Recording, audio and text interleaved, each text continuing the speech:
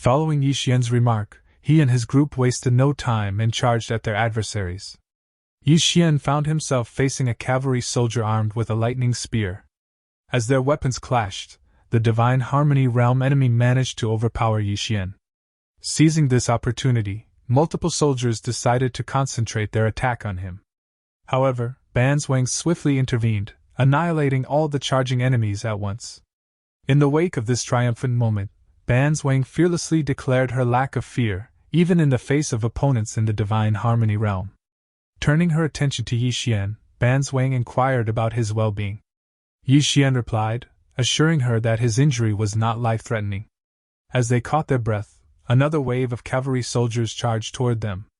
With their backs against each other, Ban Zwang cursed at the oncoming enemies, while Yi Xian inquired about the expected arrival time of their reinforcements. Ban Zwang responded that they should arrive soon, but Xianqing expressed doubt, questioning whether they could survive until then. Following this, Xianqing signaled the arrival of a mysterious figure from the dark world. However, Yi Xian noticed the ground shaking and the arrival of a group, later revealed to be Mu Yun and Bai Zhe, accompanied by several fierce-looking demon beasts. Just as Yi Xian was greeting his comrades, Ban Zwang announced the arrival of their much-needed assistance, the 9th Mercenary Regiment of the Middle Kingdom. Bai Zhe addressed Yi Xian, inquiring about his intentions, to which Yi Xian replied with determination, expressing his resolve to eliminate their enemies and leave no one behind. In response, Bai Zhe ordered the Mang Mountain demon beasts to engage the enemies without showing any mercy. The leader of the mercenary regiment joined the battle, causing chaos as he descended to the ground, while the other members swiftly dealt with the remaining soldiers. As he concludes his own battles, Yi Xian is left standing in awe at the sight of the Middle Kingdom mercenary group's intimidating strength. Watching from the opposing side, Xuanqing's similar astonishment becomes evident, immediately realizing that the turmoil was caused by the Lu family of the Middle Kingdom. In the midst of this chaos, the Dark Lord urged Xianqing to leave, noting that the battle was already over. Although Xianqing voiced his dissatisfaction with the situation, the Dark Lord warned that if they didn't leave immediately, it would be too late. Reluctantly, Xianqing complied with the Dark Lord's advice. Watching them as they made their escape, Ban Zwang criticizes the duo for their proficiency at fleeing. Yi Xian saw this as a positive sign, interpreting it as an indication that the Great Cloud Kongmu and the Dark World were retreating. In the aftermath of the battle, Yi Xian found himself facing the inquiry of the Grand Elder. The Elder referred to Yi Xian's previous statement about slaying all his enemies. Yi Xian replied with a composed demeanor, stating that it wasn't imperative to take such extreme measures. Instead, he emphasized that the top priority at this moment was to force the Tang, Chu, and Yu kingdoms into retreat, and restore peace to the people of Jiang. With his sword pointed at the Elder, Yi Xian mocked the Grand Elder, pointing out the unexpected turn of events and suggesting that the kingdom of Tang could never have imagined such an outcome. In response, the Grand Elder made a promise on behalf of the Tang kingdom, declaring their intention to withdraw and suggesting that the matter was concluded. However, Yi Xian disagreed, asserting that while a retreat was acceptable, the matter was far from resolved. The Grand Elder retorted, reminding Yi Xian that he is a martial artist while they are soldiers. He questioned whether Yi Xian took pride in killing soldiers as a martial artist. Yi Xian countered, acknowledging his identity as a martial artist but firmly stating that he hailed from Jiang. He then demanded that the Grand Elder return to his lord and inform him that they would meet in 3 hours, with a playful addition that the bestie should be prepared for the occasion. With Yi Xian's sword dangerously close to his face, the Grand Elder reluctantly ordered their retreat. However, in his inner thoughts, the Grand Elder pondered how long Yi Xian could continue to act boldly when the people from the Middle Kingdom arrived. Addressing his comrades, Yi Xian expressed his gratitude for their assistance. In response, Mu Yun emphasized that they should never be absent when Yi Xian is involved in a battle of such magnitude. Meanwhile, Bai Zhe disclosed that he had ventured to Mang Mountain, which accounted for his delayed arrival. Yi Xian assured him, remarking that he wasn't that late but raised a question about how the demon beasts accompanying them managed to reach Tang. In response, Bai Zhe explained that while there were territorial borders between kingdoms, such boundaries didn't apply to demonic beasts, and that they simply traversed the mountains to reach their destination. Upon hearing this, Yi Xian revealed his intention to visit Mang Mountain as well. Curious, Bai Zai inquired about his reasons, but Yi Xian deferred, stating that now was not the time and that they would address it after their business in Tang. Despite their lack of knowledge about Yi Xian's intentions, Bai Zai and Mu Yun expressed their support. Turning his attention to Ban Zwang, the leader of the Lu mercenary regiment demanded that she return home with him. However, Ban Zwang declined the request. In response, the regiment leader acknowledged that it had been a long time and suggested that her anger should have subsided by now. He mentioned their father, who had been sitting alone and silent in the yard lately, speculating that he must have regretted his actions. He believed it was time for her to come back with him. Ban Zwang retorted, asserting that he should be well aware of her temper and demanding that he not make her repeat herself. Additionally, she pointed out that she now had a dependable mercenary group and couldn't abandon her teammates. In response, her brother dismissed her group as a bunch of inexperienced recruits from the Ling Knight family. Hearing this, Lin Han questioned his remark, asking whom he was calling inexperienced. Ignoring their exchange, Ban Zwang added that Yi Xian was also part of her group. Yi Xian questioned this in surprise. In response, Ban Zwang gestured for him to pretend and reminded him of his previous remark about wanting to be the big brother of the mercenary group. Yi Xian awkwardly admitted this, acknowledging that they were now a bandit army of mercenaries. However, he eventually embraced the idea, proudly declaring the creation of a new mercenary group with himself as the leader. In response to this, Ban Zwang's brother questioned her, doubting whether she was willing to let Yi Xian become her big brother, considering her accustomed role as the big sister. Ban Zwang affirmed her decision, stating that Yi Xian possessed the strength to be their leader. Her brother voiced his skepticism, but Ban Zwang dismissed it, urging Yi Xian to lead them to the Tang Palace to conduct their business. Complying, Yi Xian ordered the group to follow him. In the midst of chaos and bloodshed, Yi Xian and his group continued their havoc on their way to the Tang Palace. Addressing the Lord of Tang, Yi Xian pointed out his previous order to cross the Jiang border before presenting him with two options. The first was to accompany them back to Jiang for negotiations with their lord, and the second was to face immediate death. Tang Nan commented on Yi Xian's ultimatum, suspecting that negotiation was merely a pretext for his imprisonment. Given his status as the kingdom's leader, he scoffed at the idea of becoming a prisoner, declaring it to be a mere dream. However, in a swift motion, Yi Xian severed his head. Turning to his group, Yi Xian ordered them to search the palace and take whatever they could, warning that he would personally kill anyone who dared to oppose them. With that, Ban Zwang signaled for the operation to begin. As they did, enemy soldiers attempted to avenge their fallen lord, but Yi Xian dispatched them with a single swing of his sword. Addressing the onlookers, Yi Xian stated that a new lord needed to be chosen for further discussions. One of the civilians delivered the news that the first prince was already dead, leaving only the sixth prince and the ninth prince as potential successors. Among those present, someone raised their hand and announced, declaring themselves to be that person. Yi Xian inquired about his identity, and the person introduced himself as Tang Mu, the sixth prince of Tang. Yi Xian made a decisive declaration, appointing the sixth prince as the lord of Tang and inviting him to accompany their group to the kingdom of Jiang. He issued a stern warning that the prince would face dire consequences if anyone ever attempted to harm them during the journey. Left with no alternative, the sixth prince complied. However, at that moment, Grand Marshal Pei Xiaohu revealed himself, referring to Yi Xian as a little thief and ordering his men to take him down. The sixth prince intervened, instructing Xiaohu to cease his actions. Perplexed, Xiaohu inquired about the sixth prince's intentions. In response, the sixth prince issued a command to Xiaohu, urging him to withdraw his troops. He expressed his decision to negotiate with Jiang, emphasizing that there were no other options available.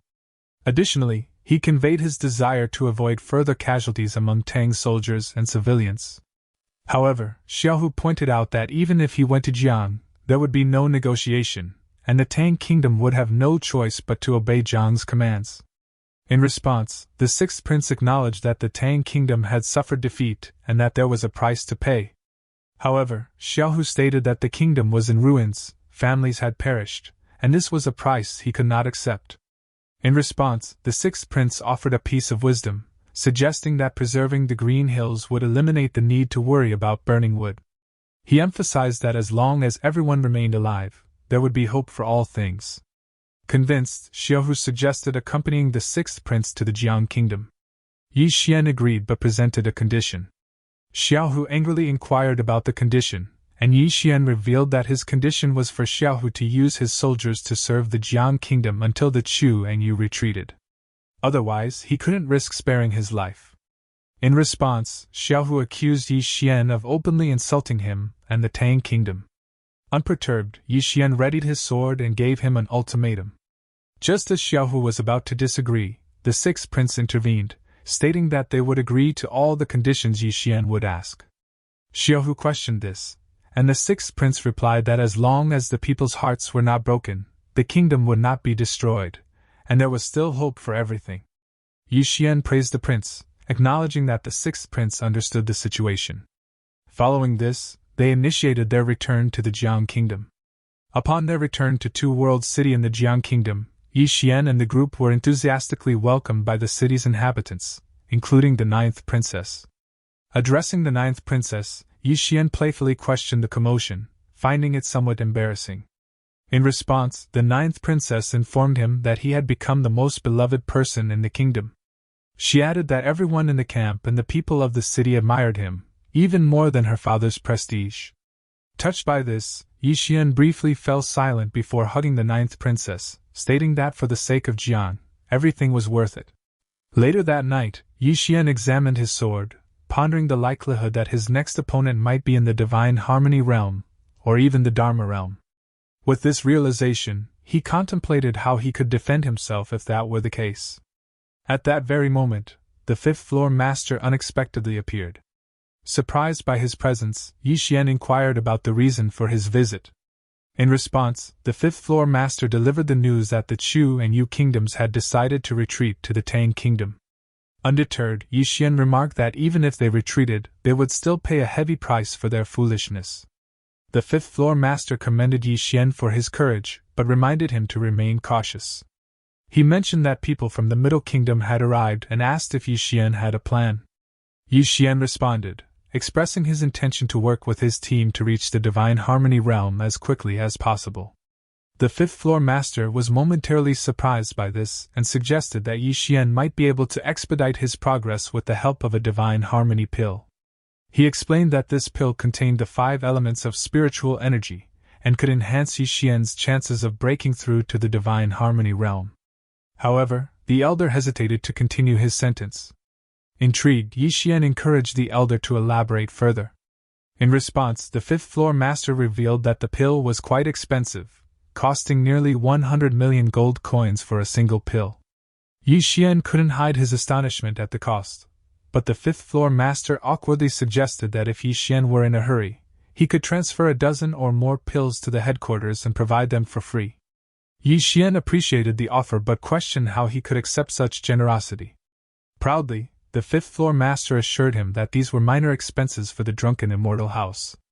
In exchange, the elder expressed his hope that Yi Xian would be willing to help if the drunken immortal house faced difficulties in the future.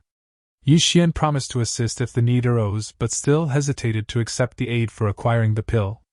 The fifth-floor master suggested that he not overthink it, emphasizing that he also had something to gain from the arrangement. In response, Yi Xian agreed and expressed his gratitude to the elder. Later on, at the mountain Mang boundary, Yi Xian asked Bai Zhe about the travel time to reach Mang Mountain. Bai Zhe replied, estimating it would be a 3-hour journey. He suggested they aim to arrive at night but cautioned Yi Xian about his father, emphasizing that his father was not the easiest person to converse with and advised caution. In response, Yi Xian questioned if Bai Zhe's father is truly in the Dharma realm. Bai Zhe pondered how such a claim could be falsified and warned Yi Xian to be careful when discussing the involvement of demonic beasts in the army.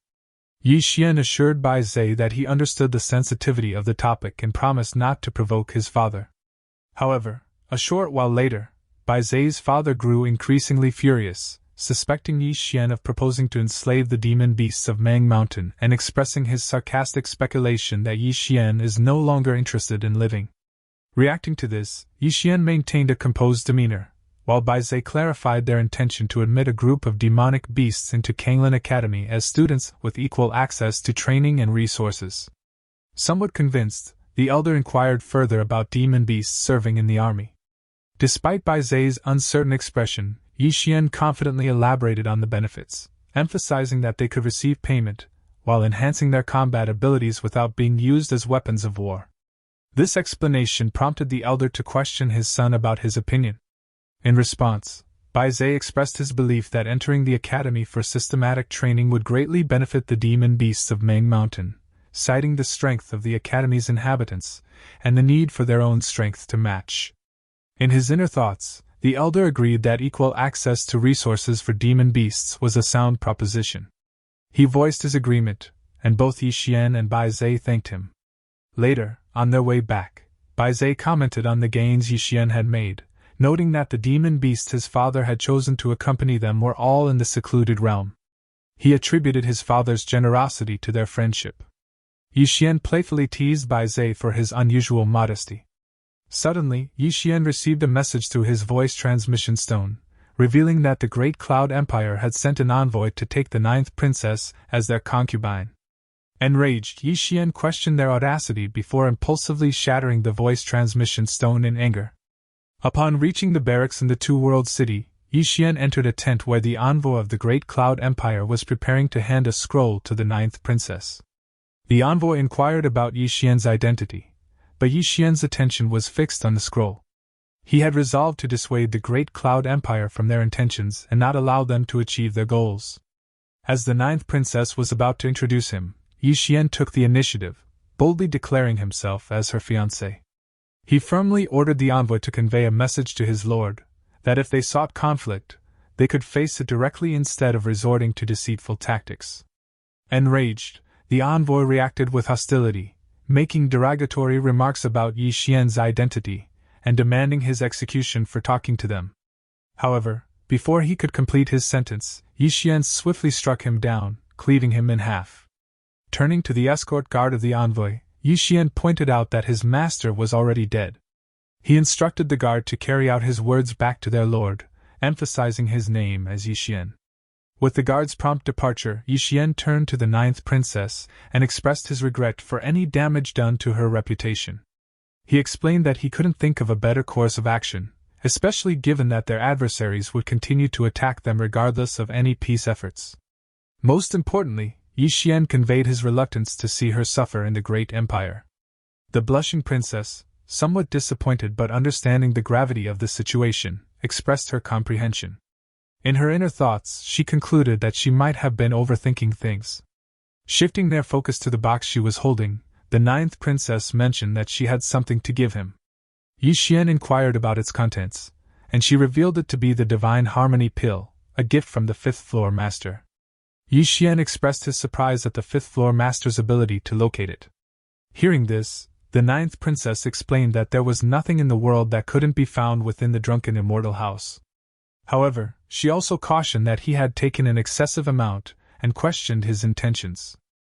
In the midst of their conversation, Lin Han and Ban Zwang entered the tent. Lin Han questioned Yi Xian, asking why he hadn't informed them of his return, mentioning that their brothers had been eagerly awaiting him. Ban Zwang chimed in, indicating that she had been waiting to discuss matters regarding the bandit army and had already considered potential business opportunities. However, before she could finish her thought, Yi Xian leaned closer to them, emphasizing that they had more pressing matters to attend to.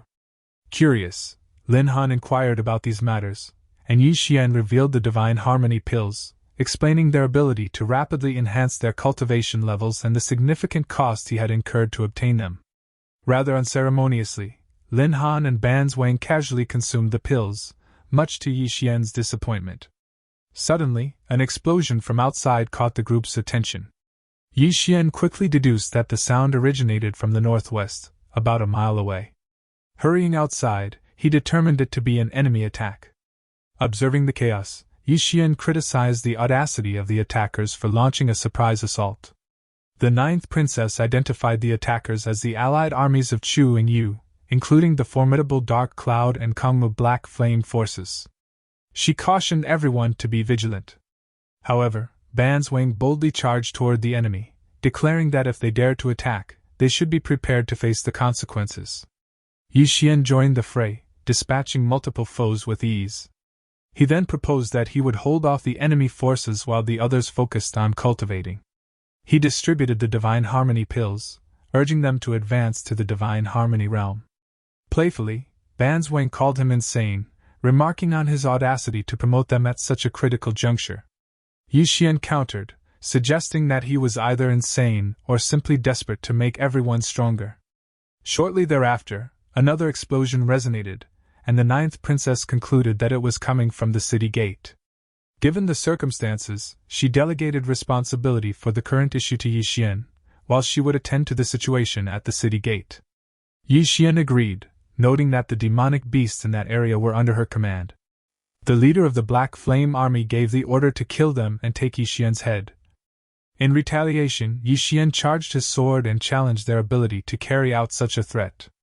With a fierce and powerful attack, Yi Xian obliterated their opposition, leaving only the leader of the Black Flame Army as the sole survivor. The leader expressed disbelief at the situation, and Yi Xian pointed his sword at him, acknowledging their formidable equipment and army name, but emphasizing that they had chosen the wrong side. Just as he was finishing off the leader, Yi Xian's attention was abruptly drawn to Ban Zwang, who was unexpectedly sent flying. Yi Xian rushed to break her fall, but Ban Zwang refused his assistance. Confronting her assailant, Ban Zwang questioned their audacity for kicking her in the chest. With a suggestive tone, the enemy greeted Ban Zwang, insinuating that he hadn't seen her for a few years and had noticed a change in her physical development. Ban Zwang was about to attack, but Yi Xian intervened, hurling insults at the assailant as he charged. However, before he could close the gap, another individual joined the fray, delivering a powerful kick to Yi Xian's chest, breaking his rib in the process. Yi Xian criticized his own carelessness and inquired about the identity of the newcomer. In response, the person introduced herself as Jiang Jigua of the Tianyin sect. Enraged, Yi Xian directed a chi slash at her, but Jigua narrowly dodged the attack. Addressing her assailant as Li Lanan, Ban Zwang launched an attack of her own, expressing her intent to kill him. However, Lanan effortlessly evaded her assault and sarcastically questioned her abilities, suggesting she could do better. Suddenly, Lungren's expression contorted in pain as a lady appeared, delivering a powerful punch to his stomach, sending him flying and then kicking him in the face, forcing him to the ground. The lady criticized Langren for daring to harm her woman. Addressing the lady, Ban Zwang sarcastically inquired why she didn't wait for her to die before coming in to help. In response, the lady affectionately referred to her as her little baby and explained that she had been delayed on the road. Ban Zwang retorted, implying that she had gone to fetch a girl instead. Leaning closer to Ban Zwang, the lady denied the claim, asserting that she was the only one in her heart. Ban Zwang expressed her doubt, and in response, the lady drew her face closer, teasingly remarking that if she didn't believe her, she wouldn't be polite. Given her irresistible riz, Ban Zwang could only call her a rascal for her last protest. Amidst his frustration, Yi Xian mentioned that his assailant had fled after failing to defeat him. He issued a stern warning, advising her to avoid crossing paths with him in the future, as he would not hesitate to take her life. Turning his attention back to Ban Zwang, Yi Xian was met with a romantic ambience between Ban Zwang and the lady. Ban Zwang inquired about why he had called her, but Yi Xian encouraged them to continue their private moment. Just as he was contemplating Ban Zwang's preferences for girls, Yi Xian's swift reflexes saved him from an incoming arrow. The archer then addressed Yi Xian, instructing him to follow alone if he wanted to ensure the ninth princess's safety. Concerned, Yi Xian questioned the possibility of Jiang Ju being captured by the enemy. As they observed the archer leading the way, Yi Xian expressed his intention to pursue the archer alone, instructing the others to remain behind to safeguard the rest.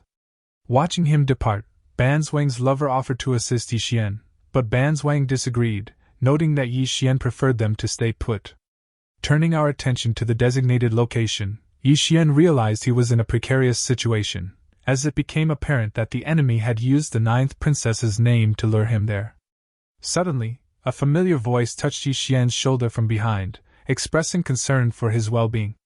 Recognizing the familiar voice, Yi Xian turned to find Lan Xiu, who suggested they deal with the enemies first and promised to discuss the rest later. Yi Xian thanked her for her assistance.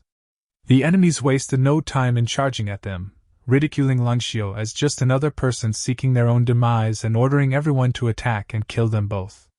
However, Lang Xiu swiftly intercepted their advance, challenging their audacious claim and questioning whether they possessed the ability to carry it out. Without hesitation, Lang Xiu's lightning-fast spear surprised one of the arrogant individuals as her spear closed in on his face. Despite his quick reflex, Lang Xiu's powerful strike sent him crashing to the ground, revealing his inability to withstand even a single hit from her. Despite her impressive display of strength, the enemies pressed on with their attack. Unperturbed, Lang Xiu swung her spear in a graceful circular motion, effortlessly obliterating them all. Her prowess left Li Lanren intimidated, realizing she was actually at the level of a spear master. In her triumph, Lang Xiu issued a challenge to anyone else who dared to threaten her.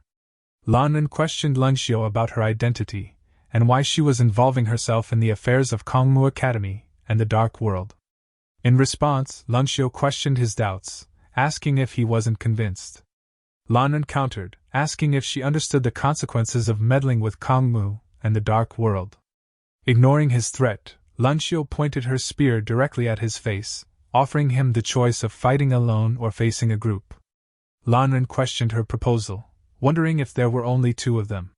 Lang Xiu responded with confirmation, clarifying their actual number as multiple mysterious figures appeared behind her. Witnessing this, Lanren inquired about their background, deducing that all of them were beyond the peak of the Dharma realm. Ignoring his question, one of the mysterious figures simply demanded them to leave.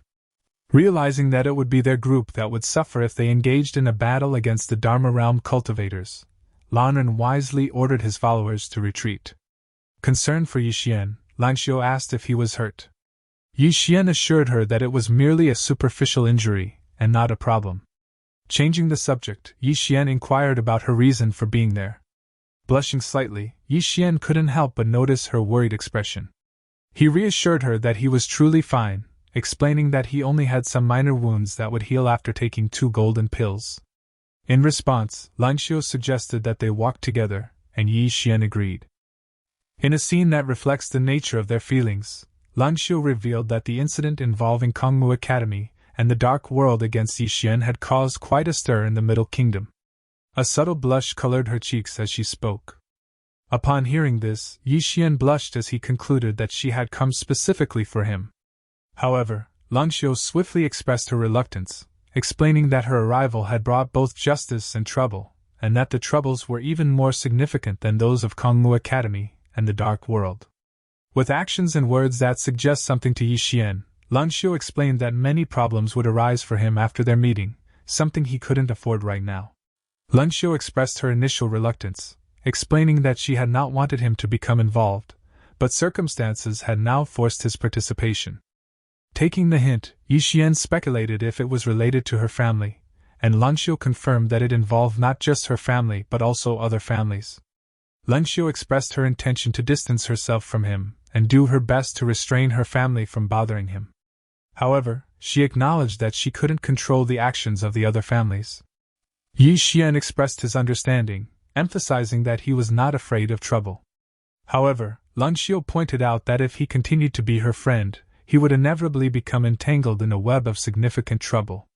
She believed he didn't fully comprehend the complexities involved, including the powerful backgrounds, bloodline talents, and intricate interests of some of the world's largest families.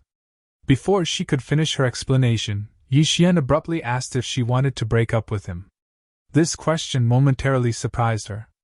Lang Xiu then revealed the crucial choice she had to make. If she promised her family to never see him again, both Kongmu Academy and the Dark World would vanish from the world the next day. However, if she chose to maintain their friendship, his enemies would not only include Kongmu Academy and the Dark World but also forces even more formidable than them. Yi Xian remained silent for a moment, and Lang Xiu seemed to accept that as his answer. However, he surprised her by declaring his choice. He understood the challenges and dangers that came with it, including the possibility of his own death, but he expressed his unwavering commitment and lack of regret. Yi Xian confessed that while he might not fully understand love, he firmly believed that meeting her had been the most joyous event of his life. He passionately stated that he was willing to sacrifice his life to preserve their relationship, revealing that his greatest fear was the prospect of their friendship deteriorating to the point of becoming strangers. In response, Lunxio gently caressed his face and affectionately called him stupid, before motioning for him to be quiet. Their eyes met in a romantic gaze, and the atmosphere around them was filled with anticipation. Lunxio's lips seemed to beckon for a kiss, but the elder from earlier suddenly reappeared and interrupted them. He discreetly broke the romantic atmosphere, informing the lady that it was almost time for them to depart. You're kidding! Judge. Lunxio agreed to depart, her blush still lingering on her face as she advised him to take better care of himself and avoid any injuries in the future. With a determined look on his face, Yixian earnestly urged her to wait for him. However, the elder retorted sharply, pointing out that if he wants the young miss to wait for him, it would depend on whether he has that qualification. In response, Yixian explained that he had achieved the status of a sword master and martial master. Although he is only at the secluded realm, he expressed his unwavering determination to make further progress. The elder responded with visible irritation. Observing this, Yixian earnestly requested that the members of An's family not judge him hastily and urged them to take the time to know him better, assuring them of his positive qualities. In an unexpected revelation, the elder disclosed that he was not, in fact, a member of the An family. Yixian expressed surprise upon learning that the senior was not affiliated with the An family. The elder confirmed his lack of association with the An family and added a somewhat sarcastic comment regarding getting to know Yixian better. With a disdainful snort, the elder departed, leaving Yixian to conclude that the old man was, in reality, his enemy.